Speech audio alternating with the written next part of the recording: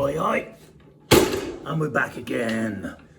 Today's topic is the topic of superpowers. Superpowers. Superheroes with superpowers. Superheroes have been around with us for ages and ages. They bring stability and peace and order to a chaotic world. The Greeks, who I often talk about, I know, they figured out that if you stamp your foot near a table, the table shakes. So then they had a lot of earthquakes. So they thought, there must be some giant who is making the earth shake. And that's how they figured out about gods, and that's how their superhero sort of myth maybe started. Well, maybe, who knows. Anyway, modern superheroes, of course, started about 80 years ago with DC Comics, I think, were the first. And they started, if you're a superhero, you have to have a costume and a superpower. And that's what we're talking about today, superpowers. I've got a reading, as usual. There's some exercises with the reading, please do those. And there's a writing at the bottom, please do that. Love reading your writings. And today's from the British Council again, Learn English Teens. Great stuff from them, thank you very much. And a little bit of vocab before we start the reading. Today, here we go, first word, envisage. To envisage something is to be able to visualize, to be able to imagine something, okay? To imagine, envisage. Here we go, another word here. This word is deplete.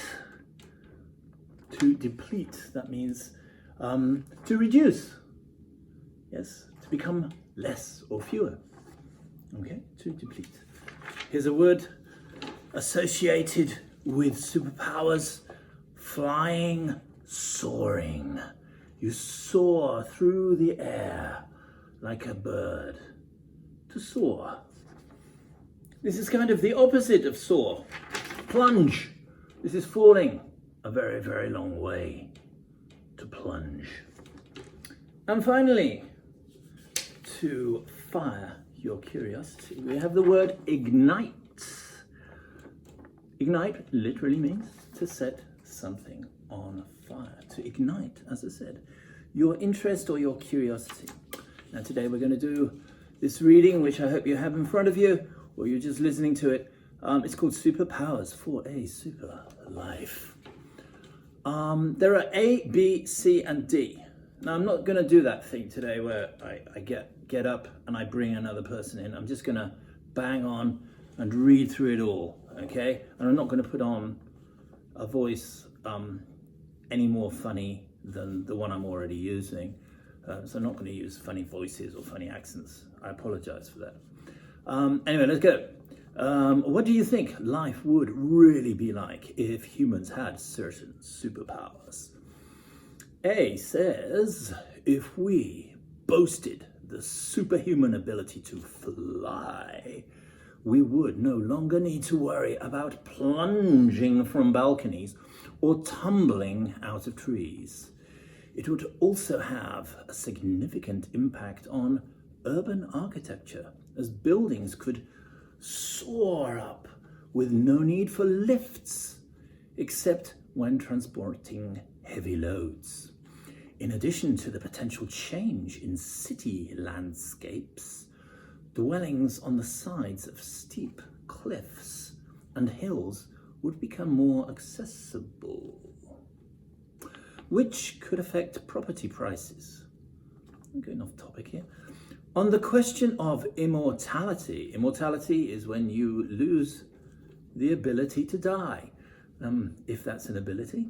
An obvious drawback would be the strain on the Earth's resources due to intense overpopulation. It is difficult to envisage how food and housing would stand up to such a challenge. Thank you, A. Okay, now B. It would be great if we all possessed superhuman speed, like Marvel hero Quicksilver, I love that scene in, I think it's an X-Men. It's a Quicksilver scene where they got the music. Look it up on YouTube. Because we'd be able to stay in bed until the last possible moment without running the risk of being late for school or work. However, the skeptics among us put forward the idea that moving at such speed would ignite our shoes and leave a blaze which would disintegrate everything trailing behind us. This is aside from being blinded by bugs, dirt, birds that happen to get in our path. Our superpower, well, one superpower, sorry.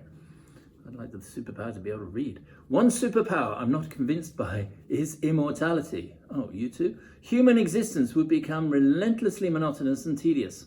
A real life Groundhog Day. That's a movie, you're gonna have to look that one up.